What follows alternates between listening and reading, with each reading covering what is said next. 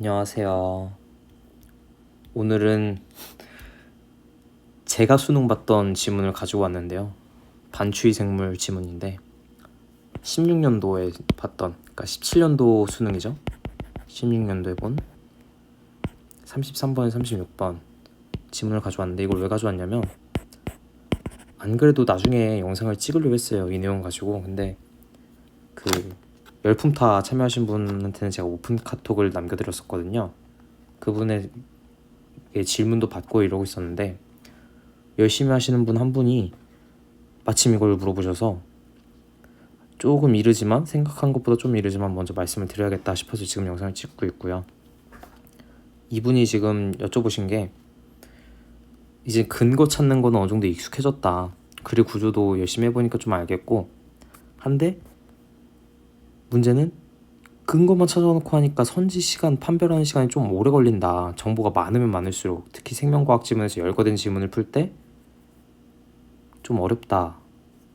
근데 이제 그림을 그려서 정리를 해보고 하니까 선지 판단 시간은 주는데 그리는 시간이 좀 올라간다. 오래 걸린다. 정확도도 올라갔지만 이걸 어떻게 풀어야 되느냐. 수능장에서 그림을 그린다고 생각하니까 시간 쫓길 것 같아서 불안하다, 이렇게 말씀을 해주셔서 거기에 대해서 좀 얘기를 해보려고 합니다. 이걸 제가 왜 나중에 얘기를 하려고 여태까지 말을 잘 안 했냐면, 이 근거 찾는, 글의 구조에 익숙해지고 근거 찾는 거에 대해서 익숙해지지 않으면 이거는 하등 쓸모가 없어요. 제가 생각할 땐. 그래서 일부러 연습부터 시켜놓고 기초를 탄탄하게 다져놓고 그 다음에 이 방법을 설명드리려고 말을 안 하고 있었는데 열심히 하시는 분이 이걸 말씀을 하시니까 참 대단하네요. 그래서 오늘은 뭘 말할 거냐면, 잠시만요.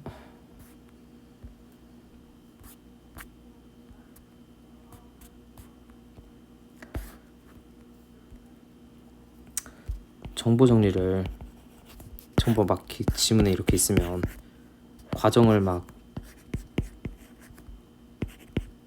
이렇게 막 적어놓고 나중에 문제 풀 때 이걸 보면 되는 거 아니냐 하시는 경우도 있는데, 일단 시간이 우선 좀 많이 걸릴 거예요. 연습할 때하고 상관없겠지만 수능 시험장에서 시간 압박 느끼면서 이거 가능할지는 저는 잘 모르겠어요. 저는 안 하는 방식이라서. 하시는 분도 있으니까 그거는 한번 잘 생각을 해보셔야 돼요. 두 번째, 어차피 이걸 보고 한더라도 세부 내용 기억 안 나면 다시 지문을 보게 돼요. 어차피 지문을 다시 보고 풀 수밖에 없어요. 이 요약하는 걸 봤는데 거기서 안 나와봐, 그럼 무조건 지문 봐야 되잖아요. 어차피 지문은 볼 수밖에 없어요.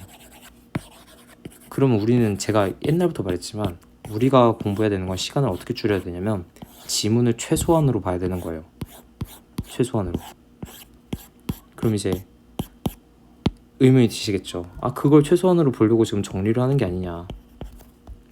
맞아요. 그것도 맞는 말인데 이걸 굳이 글로 안 쓰고 그림을 안 그리고 머릿속에서 정리할 수 있으면 얼마나 좋을까요?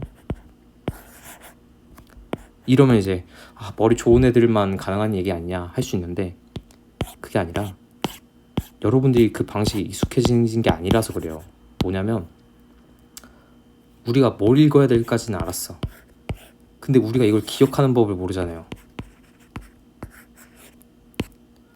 근데 우리가 곰곰이 생각해보면 사탐 문제나 뭐 개념 공부를 했을 때나 하다 보면 이거 어떻게 기억하고 외워요? 읽어보고? 그러니까 이해를 하고 바로 외워지는 경우도 있죠. 보통 그럴 때 어떨 때예요? 표, 비교, 공통점, 차이점 대조하고 하는 거잖아요. 이걸 지문을 읽으면서 하시면 돼요, 사실상. 근데 이걸 하려면 글의 구조에 대해서 익숙해져야 되고 그 정보에 대해서도 찾는 방법을 좀 아셔야 돼요. 뭐가 나올지 알아야 그걸 정리를 할 테니까. 그래서 지금까지 말을 안 했던 건데, 이제 보시면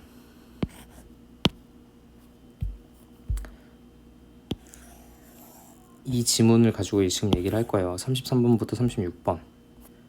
이제 문과분들은 진짜 보자마자 숨이 막힐 수도 있어요.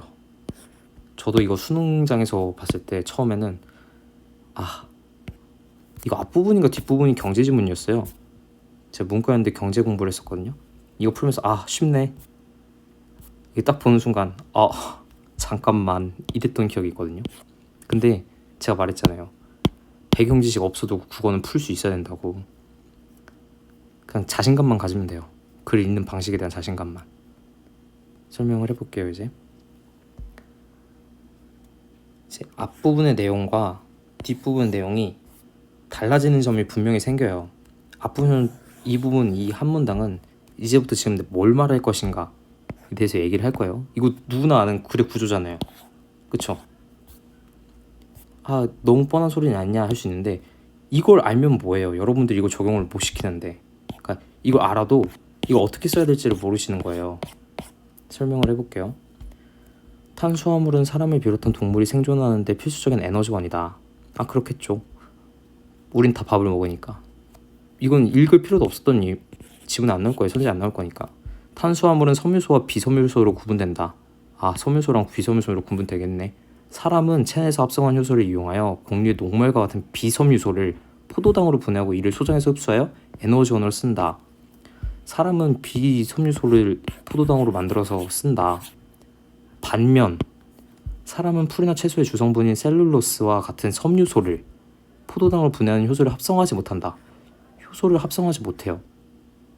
섬유소를 소장해서 그래서 이용을 못한대요. 사람은 섬유소를 에너지원으로 쓰지 못하는구나. 이걸 적으실 거잖아요, 여러분들은. 근데 잘 봐봐요. 그 다음 뭐 나와요? 소, 양, 사슴과 같은 반추동물도 섬유소를 분해하는 효소를 합성하지 못하는 것은 마찬가지이지만 비섬유소와 섬유소 모두 에너지원을 이용하며 살아간다. 이제 공통점이 나오죠. 첫째 뭐가 있어요? 비섬유소를 에너지원으로 쓴다. 두 번째, 여러분들 이걸 많이 놓쳤을 거예요. 섬유소를 분해하는 효소를 합성하지 못하는 것은 나오는데도 그냥 지나갔을 거예요. 보통은. 여기 사람은 섬유소를 포도당으로 분해하는 효소를 합성하지 못함으로 같이 나오죠. 섬유소를 분해하는 거는 합성하지 못해요. 사람이나 동물이나 반추생물 하는 효소. 우리가 이걸 기억을 해야 돼요. 나올 건 이거예요, 사실상. 근데 차이점이 뭐예요? 차이점도 나오겠죠, 당연히.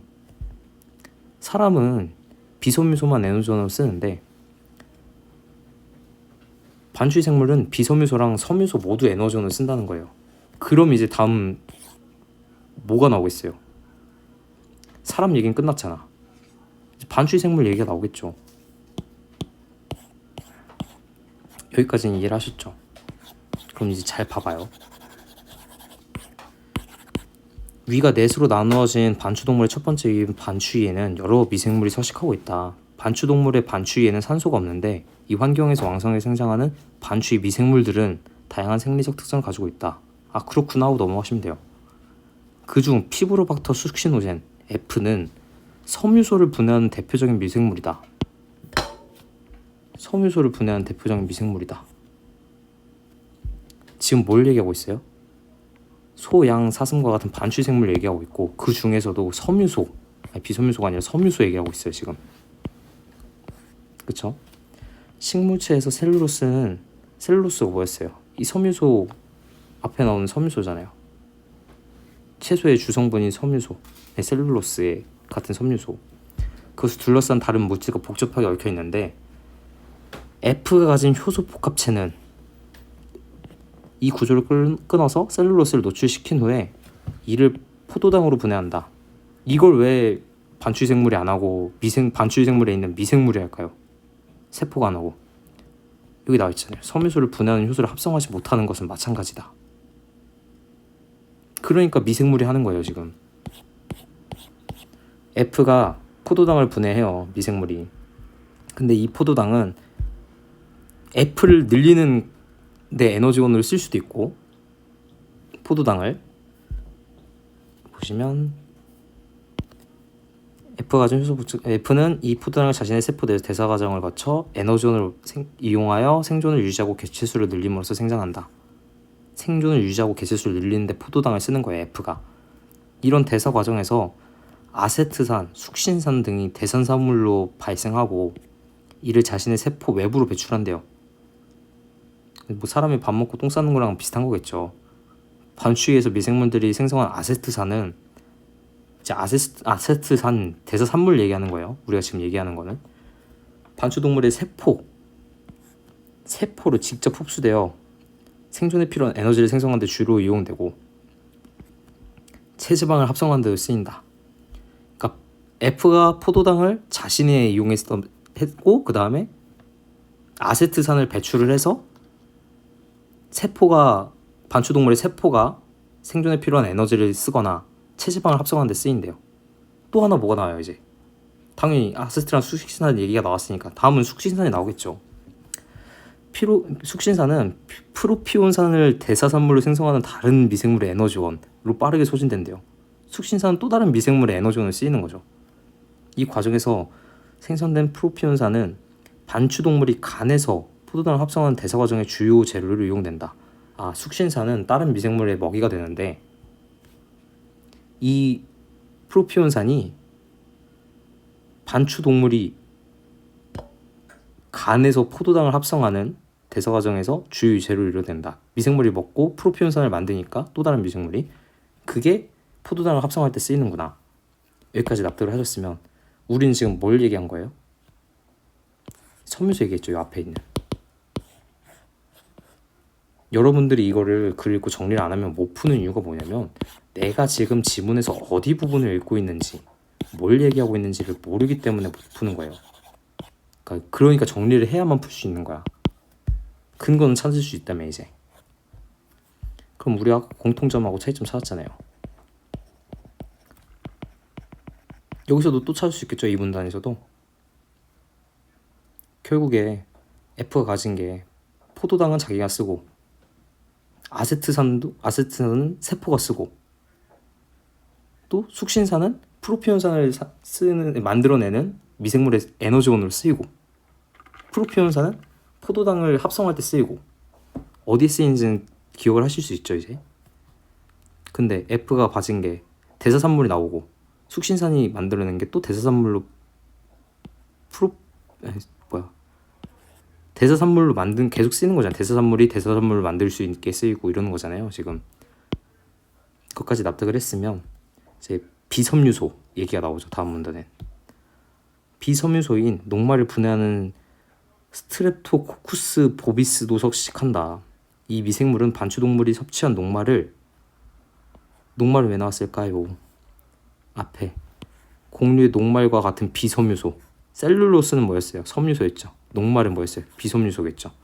포도당으로 분해하고 이 포도당을 자신의 세포 내에서 대사 과정을 통해 자신에게 필요한 에너지원으로 쓴다. 공통점 또 나오죠. 섬유소 F, S. 포도당을 자신 에너지 세포 내에서 필요한 잠시만요. 포도당을 분해하고 이 포도당을 자신의 세포 내에서 대사 과정을 통해 자신에게 필요한 에너지원 사용한다. 이때 S는 세포 배출을 하신다. 그쵸? 포도당을 자신의 생존을 위해 쓴다는 거예요. 결국에 S도 F도.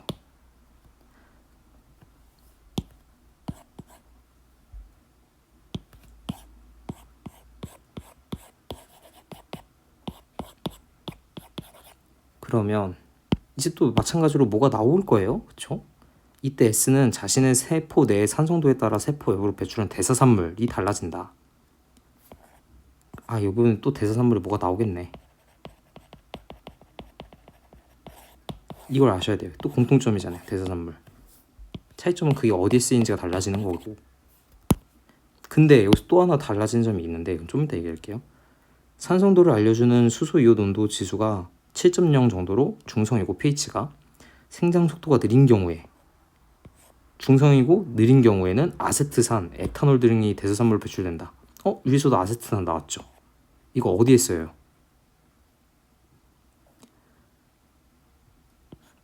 반추동물 세포로 직접 흡수되어 생존에 필요한 에너지, 반추동물이 필요한 에너지 생성하는 데 쓰이거나 체지방 합성하는 데 쓰이죠. 공통점이죠. 이게 또 섬유소랑 비섬유소에서 나오는 대사산물 아세트산. 반면 상승도가 높아져 pH가 6.0 이하로 떨어지거나 녹말의 양이 충분하여 생장 속도가 빠를 때는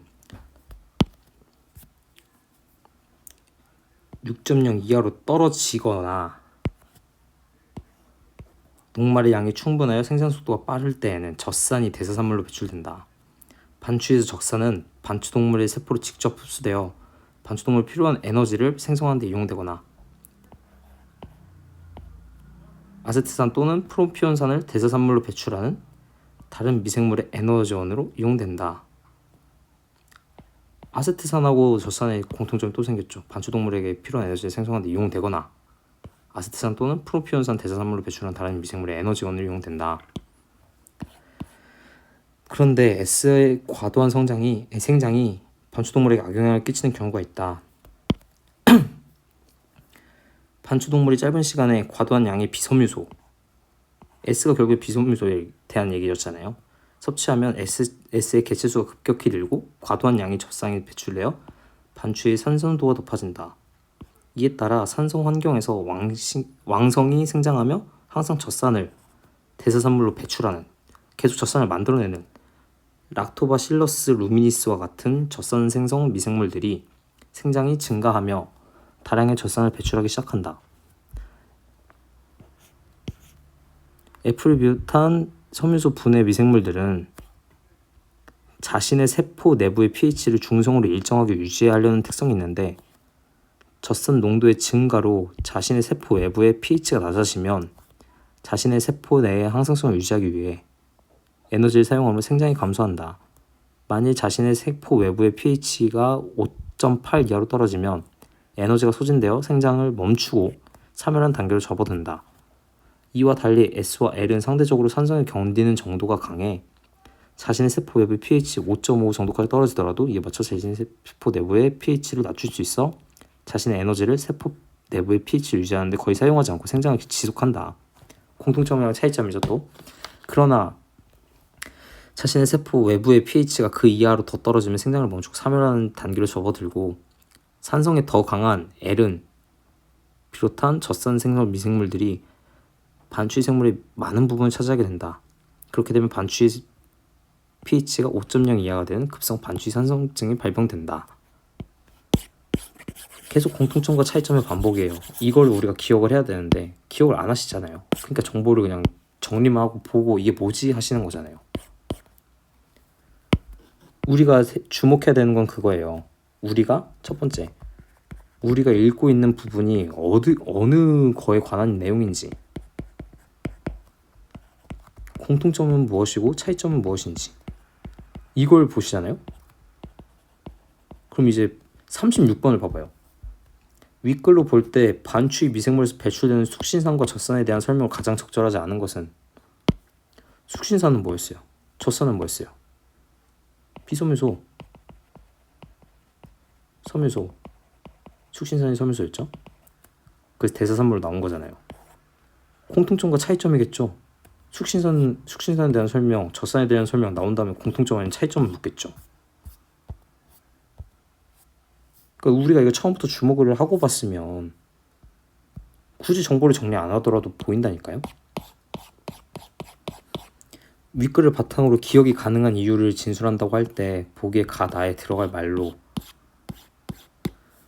보시면 반추동물이 섭취한 섬유소와 비섬유소는 반추위에서 공통점이겠죠. 이래 유형을 생장하는 모는 반추동물의 에너지원을 이용되기 때문이다.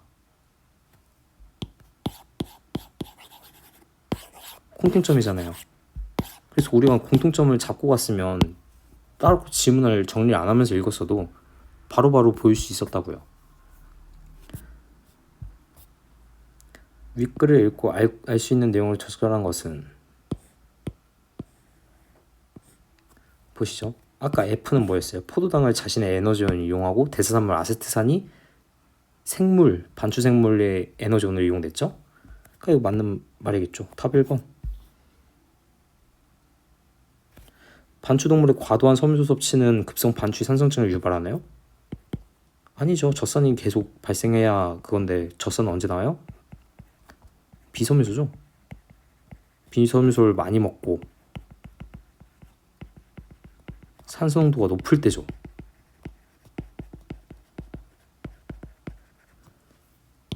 반추위 미생물은 산소가 없는 환경에서 생장을 멈추고 사멸한다.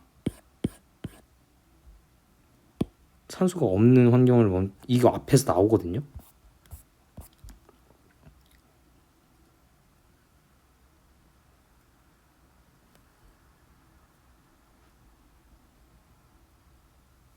뒤에 있나?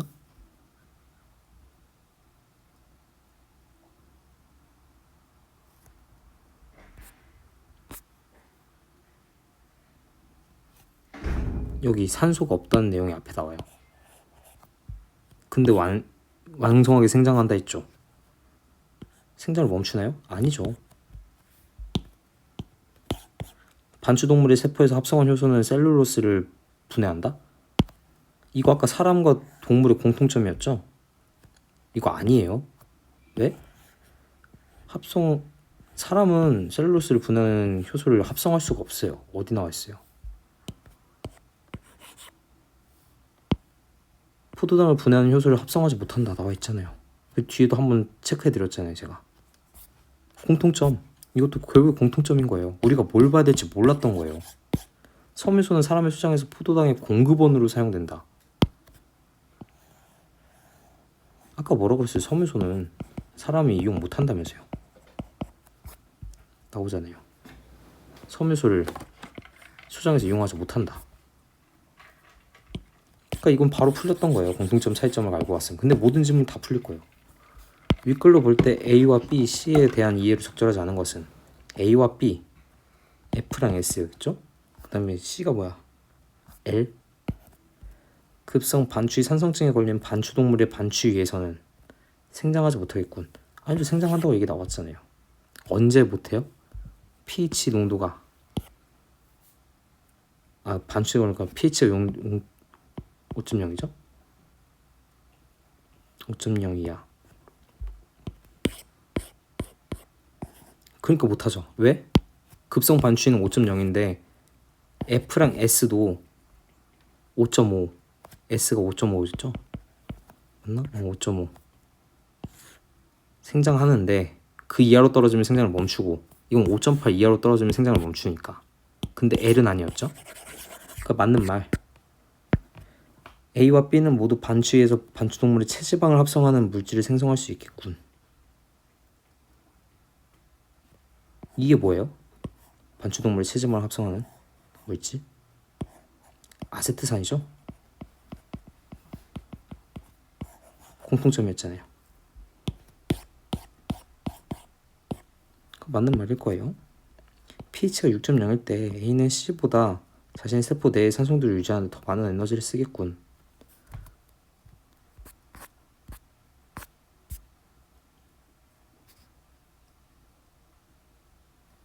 중성 언제라고 했어요? 7.0이죠. 근데 6.0은 산성이죠.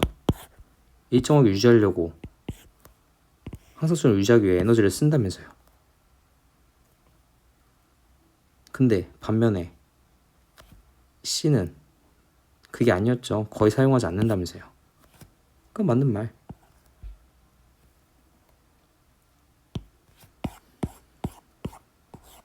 B와 C는 모두 반추위의 산성도에 따라 다양한 종류의 대사산물을 배출하겠군.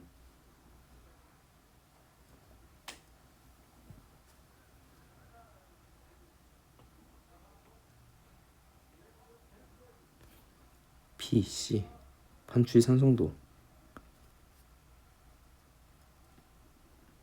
이거 틀렸죠. 왜? C는 젖산만 만들잖아요. 근데 얘는 7.6은 아세트나 에탄올, 6.6으로 젖산. 근데 C는 항상 젖산을 대사산물. 그 답은 4번. 모두니까 틀렸죠. C는 아니잖아요.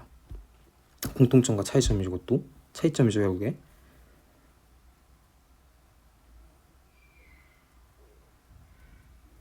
5번을 봐봐요. 반추에서 녹말의 양과 B의 생장이 증가할수록 A의 생장은 감소하고 B의 생장은 증가하겠군. 이거 왜 그래요? 녹말의 양이 늘어나고 산성이면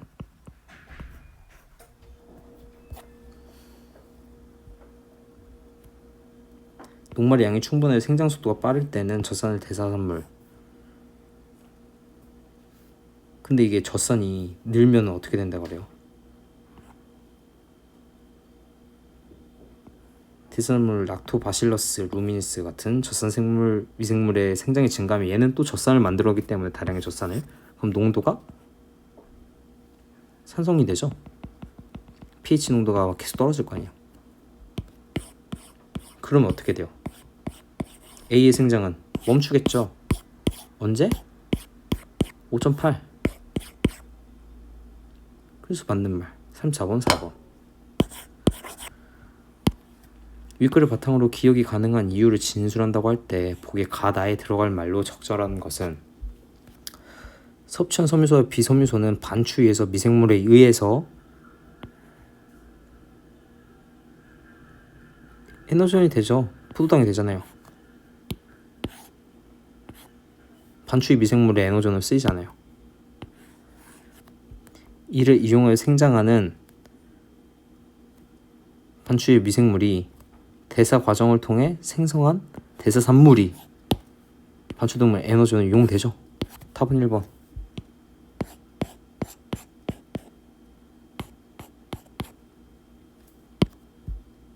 그 어디에도 포도당이 직접 이용된다고 하진 않았어요. 합성한다고 하긴 했는데 공통점이 묻는 거니까. 보시면 미생물들이 생성한 아세트산 흡수되어서 생존에 필요한 반추동물의 에너지로, 그쵸?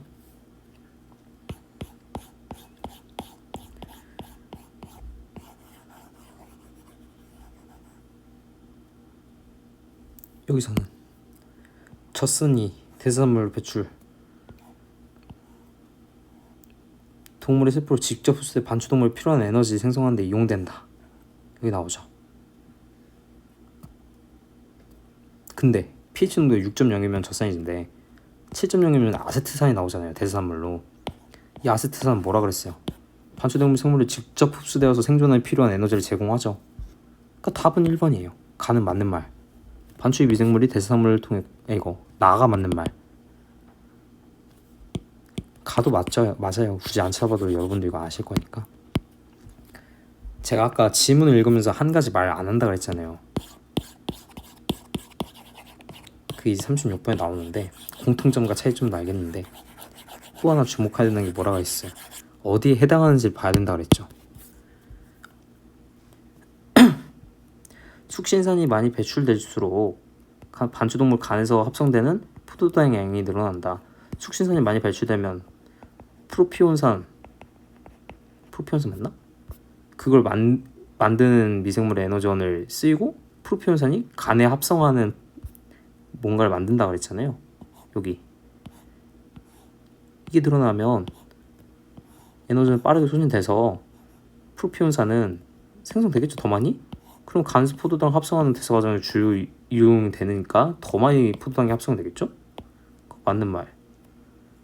젖산은 반추동물의 세포로 직접 흡수되어 반추동물의 에너지원을 이용될 수 있다. 그쵸? 아까 아세트산이랑 마찬가지로 이용된다면서요. 여기 맞는 말. 숙신산과 젖산은 반추위가 산성일 때보다 중성일 때 더 많이 배출된다. 일단 넘어갈게요. 그거 아니거든요, 정답이. 그러니까 정답이 3번이에요. 적절하지 않은 걸 고르는 거니까.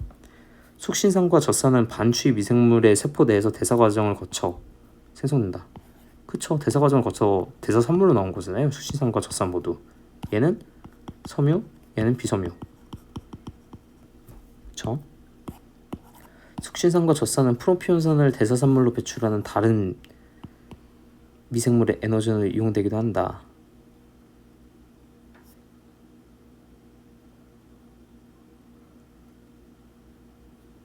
맞아요. 왜? 숙신산은 프로피온산 대사산물로 생성하는 다른 미생물. 이거 공통점이었잖아요. 프로피온산을 대사산물로 배출한 다른 미생물의 에너지로 이용된다. 공통점. 맞는 말.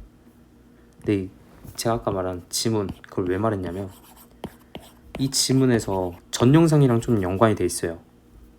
전 영상에서 지문 내용이 있으면 우리가 이걸 가지고 이거에 근거해서 찾아야 된다, 유출해야 된다. 근데 봐봐요, 그걸 조금 지문에서 진짜 구체화된 게 이건데, 지문에 있는 내용을 가지고 알 수가 있나요? 숙신산과 젖산은 반추위가 산성일 때보다 중성일 때 더 많이 배출된다. 일단 이거부터가 틀린 말이긴 한데 또 하나 틀렸거든요. 근데 일단 중성일 때보다 산성일 때 더 많이 배출되겠죠, 젖산은. 그게 결국에 그렇게 된 게 결국에 급성 반추위 산성증이니까.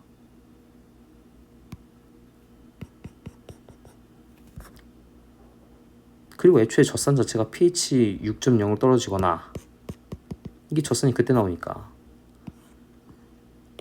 산성일 때죠.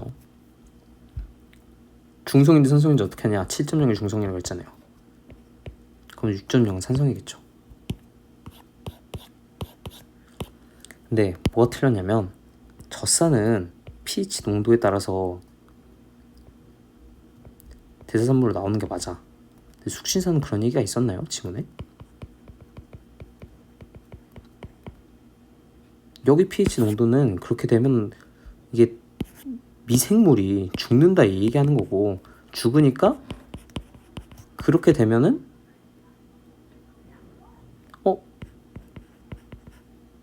이게 죽어 사멸했으니까 얘가 더 이상 숙신산을 못 만들겠네? 이 흐름으로 갈 텐데, 보통은 이게 근거하지 못하고 그냥 추측한 거라고요. 얘가 말하는 건 지금 pH 농도가 상성일 때, pH 농도가 중성일 때 더 많이 배출된다 이 얘기를 하고 있는데, 숙신산에서는 pH 농도가 전혀 나오지 않았어요. 앞부분에 숙신산 얘기할 때.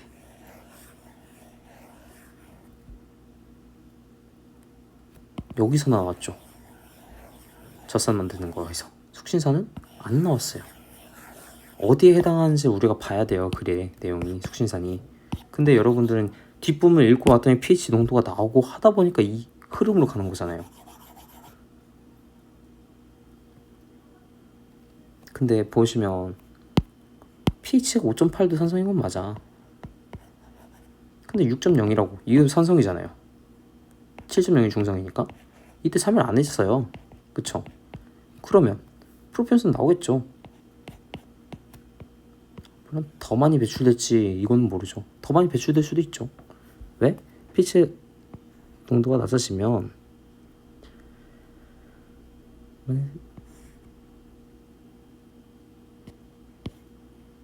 항상성을 유지하게 에너지 사용을 생장이 감소한다. 생장이 멈추니까 더 많이 못 만들 수 있겠죠. 그치만 이게 산성일 때보다 중성일 때 더 많이 배출된다 그 얘기는 아니거든요.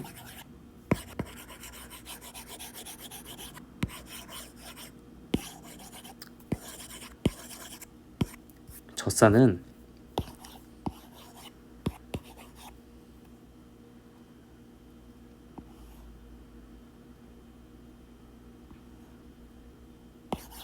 여기 나와요. 젖산이 배출되어 반추의 산성도가 높아지고 완성이 생성해서 L이 나타나서 젖산을 더 많이 만들어내죠. 그러니까 pH 농도랑 관련된 건 젖산은 맞아. 근데 숙신산은 아니라니까요. 그러니까 어디에 해당하는지를 보셔야 돼요. 그래서 답은 3번이에요. 결국에 정리를 하면, 제가 하고 싶은 말을 정리를 하면,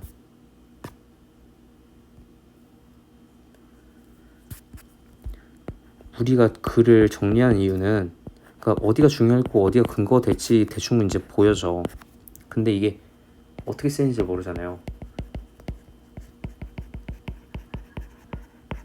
그러니까 우리는 어떻게 돼요? 정리가 안 되고 그냥 외우려고 하는데 안 외워져. 그러니까 그림을 그리든 글을 쓰든 요약을 하든 해서 정리를 한 걸 보고 문제를 풀려고 해요.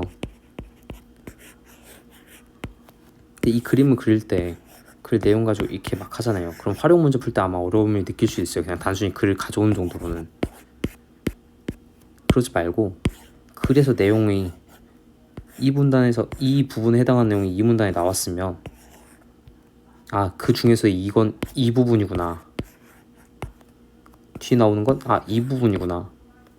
그럼 이 부분과 이 부분을 나눈 이유가 있을 거 아니에요. 공통점이 있을 거고 차이점이 있겠죠. 그럼 시험 문제는 이걸 물어볼 수밖에 없는 거예요. 결국에. 또는 그냥 각각에 대해서 올바른 거. 근데 우리가 어려워하는 건 뭐예요? 올바른 건 그냥 찾잖아요. 적절하지 않은 것 하면서 막 글의 내용 그대로 약간 단어만 바꿔서 가져오는 거 잘 찾잖아. 근데 우리가 그림 근거, 그림 또는 글을 왜 써나요? 왜 정리해나요? 이걸 활용하는 걸 못 찾는 거잖아요. 근데 그 활용은 어떻게 된다고? 그래서 공통점 차이점이라고 결국에. 물론 다른 것도 있을 수 있겠죠. 있을 수 있겠지만 대부분이 그래요. 그러니까 우리가 볼 때 처음부터 이 부분이 어디에 해당하는 내용인지 그러면 아까 그 내용과 앞에 나오는 내용과 뒤에 나오는 내용은 차이점이 무엇인지 공통점이 무엇인지 의문을 해결해 나가면서 푸시면 잘 풀릴 거예요. 사실은 그리고 이 지문은 한 번에 다 볼 필요가 없어요. 사실은. 왜? 문제풀이 팁인데 그냥 문제풀이 시간 정 없을 때 마지막에 푸는 지문인데 시간이 없다. 근데 내가 여기까지는 읽을 수 있을 것 같아. 이런 글에서 얘는 비섬유소를 얘기하고 얘는 섬유소를 얘기하잖아요. 근데 문제를 보시면 비섬유소와 섬유소는 공통점 얘기하는 거죠. 섬유소 내용 다 맞는 걸 일단 골라놔요. 그럼 풀리겠죠. 6번도 36번도 숙신산부터 풀어봐요. 근데 여기까지 읽었어. 산성일 때부터 중성일 때 이 얘기 pH 농도 안 나왔는데? 답 3번. 근데 너무 야매잖아. 그치만 이렇게 해도 풀린다. 결국에는 이유가 뭔다? 어디에 해당하는지, 공통점이 무엇인지, 차이점이 무엇인지를 집중하게 보는 순간만으로도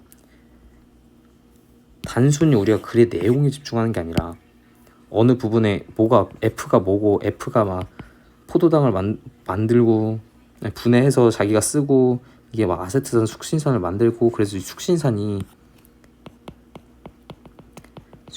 뭐 프로피온산을 만들고 이걸 정리하는 것보다 이거 대사산물 근데 아세트산은 뭐에 쓰이고 숙신산은 뭐에 쓰이네. 여기서 아세트산이 또 나왔네. 공통점. 그러면 아세트산은 어디 쓰인다 그랬지? 여기 쓰이는구나. 차이점. 얘는 숙신산을 만들었는데 얘는 젖산을 만들어내네. 그럼 이 둘의 차이는 뭐지? 공통점은 뭐지? 하고 보시면 풀린다고요. 숙신산과 젖산 뭐예요 결국에? 섬유소, 비섬유소. 여기서 만드는 대사산물이잖아요.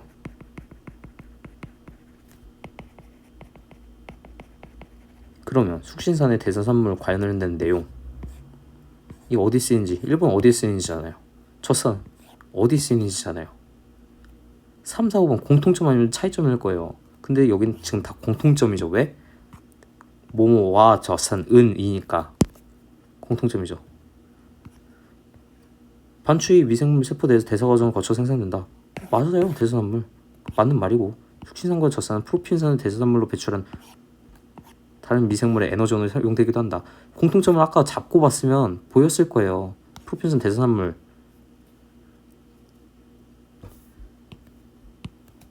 젖산은 프로피온산 대사산물 배출. 공통점이네. 프로피온산 하고 봤으면 바로 풀렸을 거라고요. 답이 3번으로. 글의 내용을 보는 게 아니라 어디에 집중해서 볼지도 되게 중요해요.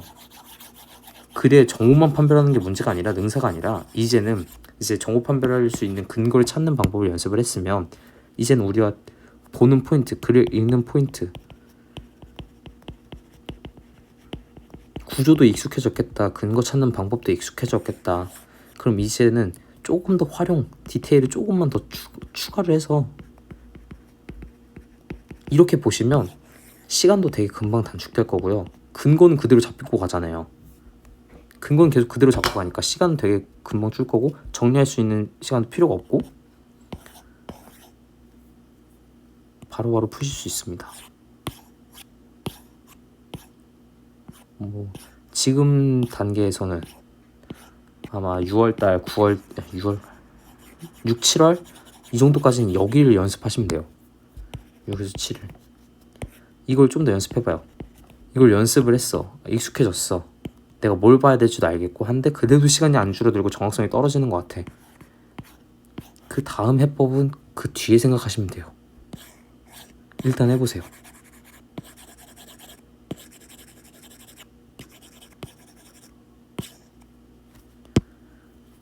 마찬가지로 이런 글뿐만 아니라 다른 글의 전개 방식이 있죠. 우리가 그 전개 방식에 어떤 유형이 뭐가 선지가 어떻게 나오고 문제가 어떻게 출제되는지를 봤잖아요. 그럼 이제 여러분들이 이런 걸 찾아봐요. 아, 이런 지문은, 이런 전개 방식은 대비니까, 대조가 되니까 공통점과 차이점인데 이런 것들은 그러면 어떤 걸로 보면 될까? 여러분들이 한번 찾아봐요. 그러면 훨씬 더 공부가 잘 될 거예요. 이게 되는 순간부터 여러분의 성적은 안정적으로 나오는 거예요. 흔들리는 게 아니라, 지문 내용이 어렵다고 흔들리는 게 아니라 내용이 아무리 어려워도 이런 방식을 보고 가면 아니 이게 뭐 축신산이 뭐고 아세트산이 뭐고 이해가 필요해요? 이렇게 쓰인다며. 근데 공통점과 차이점이니까 이렇게 쓰이겠구나 이렇게 쓰이겠구나 되는 거지. 이게 막 어떤 과정을 거쳐가지고 이게 어떻게 쓰이고 이게 아니라고요. 이해하는 게 아니라, 이해 영역이 아니라, 과학을 이해하는 영역이 아니라 글을 이해하는 영역은 이렇게 다른 거예요. 이제 제가 말하는 독해력, 전 영상에도 말했지만 글의 내용을 가지고 추론할 수 있는가, 글의 내용을 알 수 있는가, 이걸 아까 이 3번으로 보여드렸죠. 이렇게 늘려나가는 거예요. 어렸을 때 글을 읽고 안 읽고 이게 중요한 게 아니라 이렇게 해서 늘려나가시면 된다고. 충분해요. 11월까지 수능 푸는 데는 문제가 없을 거예요. 좀 더 익숙해지면 나중에 리트 준비하시면 하시든가. 그래서 그래도 제 영상을 보고 이런 것까지 고민하시는 분이 있는 것만 봐도 열심히 하고 계신 것 같으니까 조금 마음은 놓이네요. 조금 더 힘내시고 오늘 영상은 여기까지. 다음에 또 좋은 영상으로 찾아뵙겠습니다. 감사합니다.